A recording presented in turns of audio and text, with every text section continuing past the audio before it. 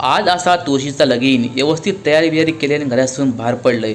नवरदेव रंगाने तयार होतो. नवरदेवा घेतल्याने मी गेले तुळशीकडे मस्तपैकी सजावट केलेली होती.